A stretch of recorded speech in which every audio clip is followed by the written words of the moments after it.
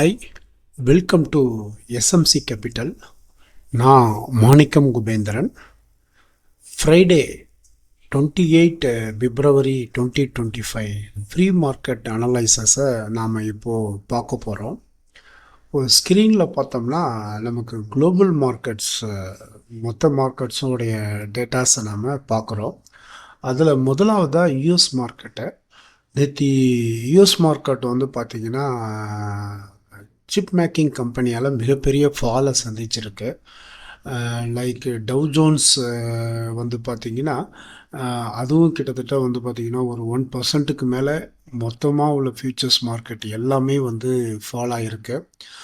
So இது ஏன்னா அவங்க மார்க்கெட் எதிர்பார்த்த ஒரு குவார்ட்டர்லி ரிசல்ட்ஸ் வந்து இல்லை அப்படிங்கிறது ஒரு காரணமாகவும், அதோடு மட்டும் இல்லாமல் ட்ரம்ப்போடைய டேரிஃபோடைய அனௌன்ஸ்மெண்ட்டும் ஒரு மார்க்கெட்டில் ஒரு இன்ஃப்ளேஷன்ஸ் இன்க்ரீஸ் ஆகிறதுக்கான வாய்ப்பு இருக்கிறதோ காட்டுறதுனால ஸோ யூஎஸ் மார்க்கெட் வந்து லாஸ்ட் ஒரு 4 to 5 செஷனாக ஃபாலையே சந்திச்சிட்ருக்கு. ஸோ அதை நாம் பார்க்குறோம். பட் டவ் ஜோன்ஸ் ஃபியூச்சர்ஸ் வந்து மார்னிங் வந்து ஒரு 11 பாயிண்ட் இன்க்ரீஸ் ஆகி க்ரீனில் ட்ரேட் ஆகுது. அதே மாதிரி S&P 500 வந்து பார்த்திங்கன்னா நேற்று செஷனில் -76, அதாவது 1% கீழே ஃபால் ஆகி நெகட்டிவில் ட்ரேட் ஆகிருக்கு. நாஸ்டாக் வந்து பார்த்திங்கன்னா 3% ஆல்மோஸ்ட்டு 524 பாயிண்ட்ஸ் வந்து ஃபால் ஆகி ரெட்டில் ட்ரேட் ஆகிட்டுருக்கு. யூஎஸ் குளோபல் மார்க்கெட்டை பொறுத்த வரைக்கும் நெகட்டிவ் சென்டிமெண்ட் அப்படின்னு சொல்லலாம். ஸோ யூரோப்பியன் மார்க்கெட்டும் ப்ரீவியஸ் செஷனில் நெகட்டிவில் தான் வந்து ட்ரேட் ஆகிட்டுருக்கு. ஸோ கிஃப்ட் நிஃப்டி நமக்கு நல்லா தெரியுது. நாஸ்டாக்கோடைய மிகப்பெரிய ஃபால் கிஃப்ட் நிஃப்டியில் இண்டிகேட் பண்ணுது பாருங்கள். இம்மிடியட்டாக ஒரு 90 to 100 பாயிண்ட்ஸ் வந்து ஒரு கேப் டவுன் ஓப்பனிங்க்கு மார்னிங் செஷன்லேயே ஒரு இண்டிகேஷன்ஸ் இருக்குது. அதை தொடர்ந்து ஜப்பான் மார்க்கெட் நிக்கியும் வந்து பார்த்திங்கன்னா கிட்டத்தட்ட ஒரு 1000 பாயிண்ட்ஸ் வந்து ஃபால் ஆகிருக்கு. அதுக்கப்புறமா மற்ற Asian market Straits Times, Hang Seng எல்லாமே வந்து ஒரு மிகப்பெரிய ஃபாலை சந்திச்சுட்டு இருக்கிறத நாம் பார்க்குறோம். This is the early market opening டேட்டாஸை வந்து நாம் பார்க்குறோம். அதே மாதிரி பிரெண்ட் க்ரூடு வந்து ப்ரீவியஸ் செஷனில் ரெட்டில் ட்ரேட் ஆகிட்டுருக்கு. கோல்டு மட்டும் கொஞ்சம் பாசிட்டிவாக போயிட்டுருக்காரு. க்ரூட் ஆயிலும் வந்து பார்த்திங்கன்னா ரெட்டில் தான் ட்ரேட் ஆகுது. ஸோ யூஎஸ்டி ஐஎன்ஆருடைய ஸ்டேட்டஸ் பார்த்தோம்னா நேற்று கொஞ்சம் எந்த ஒரு சேஞ்சஸும் இல்லாமல் அதே ப்ரைஸில் 87.2 வந்து ட்ரேட் ஆகிட்டுருக்கு. ஸோ நாம் இப்போது ஏடிஆர்ஸ் பார்க்குறோம். ஆக்சிஸ் பேங்க் ஏடிஆர் ஒரு 0.4 சேஞ்ச் ஆகி க்ரீனில் ட்ரேட் ஆகுது. ஹெச்டிஎஃப்சி ஏடிஆர் எகெயின் 0.4 சேஞ்ச் ஆகி க்ரீனில் ட்ரேட் ஆகுது. ஐசிஐசிஐ ரெட்டில் ட்ரேட் ஆகிட்டுருக்கு. இன்ஃபோசிஸ் கண்டிப்பாக வந்து நெகட்டிவில் தான் ட்ரேட் ஆகி ஆகணும். அதே மாதிரி 1% ஃபால் ஆகிருக்கு. அதுமாரி விப்ரோ ஏடிஆர் -0.3% வந்து ஃபால் ஆகுது. இது மாதிரி வந்து பார்த்திங்கன்னா ஐடி ஏடிஆர்ஸ் எல்லாமே நெகட்டிவ்லேயும் பேங்க் ஏடிஆர்ஸ் வந்து ஒரு மிக்சட்லேயும் இருக்கிறத நாம் பார்க்க முடியுது. So Thursday Indian market FII DII activities நாம் பார்க்குறோம். எஃப்ஐஐ கிட்டத்தட்ட வந்து 556 crores வந்து கேஷ் மார்க்கெட்டில் சேல் பண்ணியிருக்காங்க. டிஐஐ வந்து பார்த்திங்கன்னா 1727.1 crores வந்து சப்போர்ட் பண்ணியிருக்காங்க மார்க்கெட் ஃபால்லேருந்து தவிக்கிறதுக்கு. இண்டெக்ஸ் ஃபியூச்சர்ஸில் வந்து பார்த்திங்கன்னா எஃப்ஐயோடைய பை இன்வெஸ்ட்மெண்ட் வந்து ஒரு 953.4 crores. இண்டெக்ஸ் ஆப்ஷனில் வந்து பார்த்திங்கன்னா 30,724.3 crores. ஸ்டாக் ஃபியூச்சர்ஸில் 5,459.4 crores. ஸ்டாக் ஆப்ஷனில் 2,271.7 crores. டோட்டலாக வந்து பார்த்திங்கன்னா பை சைடு வந்து 26,583.3 வந்து நேற்று எஃப்ஐஐடிஏ ஆக்டிவிட்டீஸ் வந்து பார்த்திங்கன்னா இந்தியன் மார்க்கெட்டில் நடந்திருக்கு. பை தான் நடந்திருக்கு. இருந்தாலும் மார்க்கெட் ஒரு அன்சர்டனிட்டியை தான் காட்டுது அப்படிங்கிறத நாம் சொல்லலாம். பட் எஃப்ஐஐ வந்து தொடர்ந்து அவங்க வந்து கேஷ் மார்க்கெட்லேருந்து வெளில போயிட்டுருக்காங்க. அவங்களுடைய ப்ரெடிக்ஷன் என்னென்னா ட்ரம்ப்போடைய ரெசிப்ரோக்கல் டேரிஃப் இலான் மாஸ்கோடைய என்ட்ரி, ஸோ இந்தியன் கம்பெனிஸுக்கு வந்து ஒரு பெரிய இம்பேக்டை ஏற்படுத்தும் அப்படிங்கிறத வந்து அவங்க கண்டிப்பாக ஒரு ப்ரிடிக்ஷனோட ஒரு ரொம்ப கேர்ஃபுல் மார்க்கெட்டோட அவங்களுடைய விஷயத்த ஃபண்டெல்லாம் சேஞ்ச் பண்ணுறாங்கன்னு நினைக்கலாம். மேபி அவங்க ஃபண்டை வந்து பார்த்திங்கன்னா வேறு கண்ட்ரிக்கு மாற்றுறதுக்கான வாய்ப்பும் இருக்குது. நிஃப்டி 50 டே சார்ட்டை நம்ம பார்க்குறோம். நேத்தி மார்க்கெட் செஷனில் ஒரு bearish candlestick patterns with upper and lower ஷேடோவில் ஃபார்ம் ஆகியிருக்கு. இது வந்து பார்த்திங்கன்னா ஒரு ஹை வேவ் லைக் கேண்டில்ஸ்டிக் பேட்டர்னை வந்து நமக்கு டெய்லி டைம் ஃப்ரேமில் காட்டுது. ஒரு இன்வெர்டட் ஹேமர் ஒரு ப்ரீவியஸ் செஷன்லேயே இருக்குது.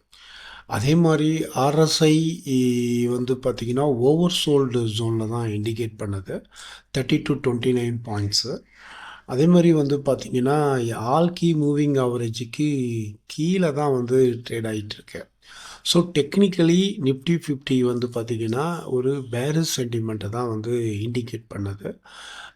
சப்போர்ட் ரெசிஸ்டன்ஸ் ஜோன் அப்படின்னு பார்க்கும்போது ரெசிஸ்டன்ஸ் ஜோன் ஃபஸ்ட்டு பார்க்கலாம். ரெசிஸ்டன்ஸ் வந்து 22,500, 22,600, 22,700 வந்து ஸ்ட்ராங் ரெசிஸ்டன்ஸ் ஜோனாக நிஃப்டி 50 ப்ளே ஆகிட்டுருக்கு. சப்போர்ட் ஜோனை வந்து பார்க்கும்போது பேஸ்ட் ஆன் ஃபிவோட்டில் வந்து பார்த்திங்கன்னா 22,400 அண்டு 22,300 அண்டு 22,200 வந்து பார்த்திங்கன்னா ஒரு ஸ்ட்ராங் சப்போர்ட் ஜோனாக பேஸ்ட் ஆன் த பிவோட் பாயிண்ட்ஸை வந்து நம்ம இப்போ ப்ரெடிக்ட் பண்ண முடியுது. பேங்க் நிஃப்டி வந்து பார்த்தோம்னா நேத்தி டே செஷனில் ஒரு டோஜி கேண்டில்ஸ்டிக் பேட்டர்ன் ஃபார்ம் ஆகிருக்கு. ஸோ இது எதை இண்டிகேட் பண்ணுது அப்படின்னு சொன்னோம்னா பையர்ஸ் அண்ட் செல்லர்ஸ்க்கு இடையில் ஒரு இன்டெசிஷனஸ்ட்டை தான் காட்டுது. அவங்களால டெசிஷன் எடுக்க முடியல அப்படிங்கிறத இது வந்து ரொம்ப தெளிவாக காட்டுது. அதே மாதிரி 10 டே மூவிங் ஆவரேஜுக்கு க்ளோஸாக ட்ரேட் ஆகிட்டுருக்கு. ஸோ ஆர்எஸ்ஐ மூமெண்டம் வந்து பார்த்திங்கன்னா ஸ்டில் வந்து 41 வந்து இண்டிகேட் பண்ணுது. ஸோ இது பேங்க் நிஃப்டி வந்து எப்படி இருக்குது அப்படின்னு கேட்டிங்கன்னா டெக்னிக்கலி ஒரு பேலிஸை தான் வந்து காட்டுது அப்படின்னு நாம் சொல்லலாம். India VIX fear factor fear indicators அப்படின்னு நம்ம சொல்லலாம். நேற்றையும் வந்து பார்த்திங்கன்னா 2.91% வந்து டவுன் ஆகி பிலோ 14 தான் வந்து ட்ரேட் ஆகிட்டுருக்கு. அதாவது 13.31 ட்ரேட் ஆகுது. ஸோ ப்ரீவியஸ் செஷன் அப்போ வந்து நிஃப்டி 50யும் ஃபால் ஆகுது, இந்தியா விக்ஸும் ஃபால் ஆகுது. அப்படிங்கும்போது நம்ம எப்போது என்ன சொல்லுவோம், நிஃப்டி 50 ரைஸ் ஆனால் இந்தியா விக்ஸ் ஃபால் ஆகணும்னு சொல்லுவோம். Because this is oppositely proportional to the India Vicks. But இது எப்படி இருக்குது அப்படின்னு கேட்டிங்கன்னா இந்தியா விக்ஸும் ஃபால் ஆகுது, நிஃப்டி 50யும் ஃபால் ஆகுது. அப்படிங்கும்போது மார்க்கெட் ரொம்ப கேர்ஃபுல்லான மார்க்கெட்டாக இருக்குது அப்படின்னு சொல்லலாம்.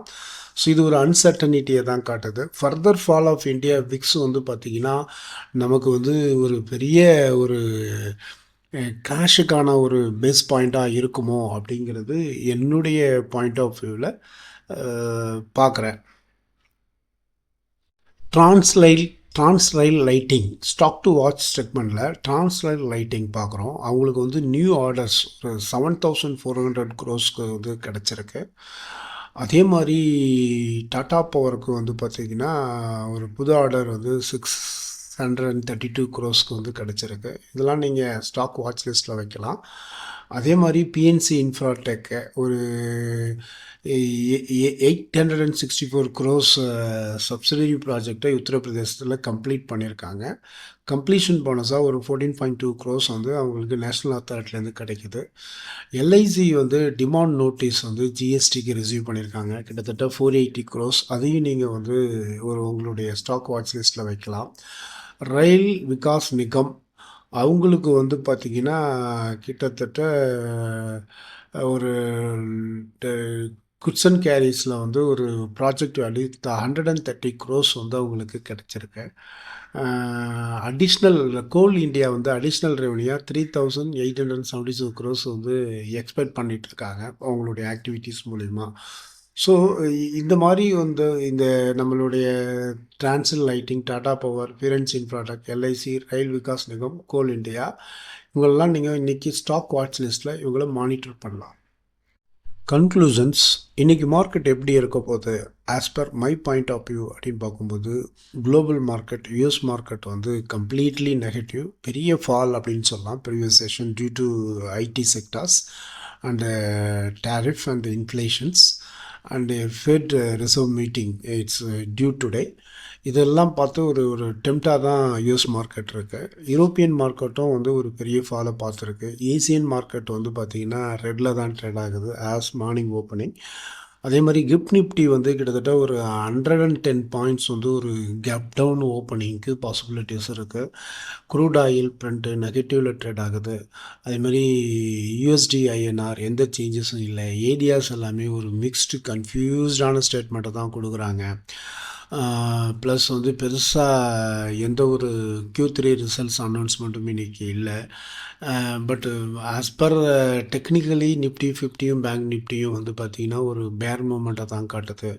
ஸோ இது எல்லாத்தையும் வச்சு பார்க்கும்போது நம்ம இன்றைக்கி வந்து ஒரு ஃப்ரைடே வந்து ஆல்வேஸ் புல் மார்க்கெட்டுன்னு சொல்லுவாங்க. இன்றைக்கி மேபி ஃபால் மார்க்கெட்டாக இருக்கும். மிகப்பெரிய கிராஷ் ஆக்கான வாய்ப்பாகவும் இருக்குது. மேபி சடன் கேசஸ் வந்து மார்க்கெட் வந்து ரெக்கவரி ஆகிறதுக்கும் பாசிபிள் இருக்குது. பிகாஸ் கண்டினியூஸாக ஃபால் ஆகிட்டுருக்கு which is not good for the market. So இன்றைக்கி மார்க்கெட் வந்து ரெக்கவரி ஆகிறதுக்கும் பாசிபிள் இருக்குது. பட்டு டிசிஷன் என்ன அப்படின்னு கேட்டிங்கன்னா, எந்த சைடு போகும் அப்படின்ற ஒரு டிசிஷன் எடுக்க முடியாத டோஜி மார்க்கெட்டாக தான் இன்றைக்கி இருக்க போகுது அப்படிங்கிறது என்னுடைய டிசிஷன். இந்த வீடியோ பிடிச்சிருந்தா லைக் பண்ணுங்கள், ஷேர் பண்ணுங்கள், மறக்காமல் சப்ஸ்கிரைப் பண்ணுங்கள். தேங்க்யூ.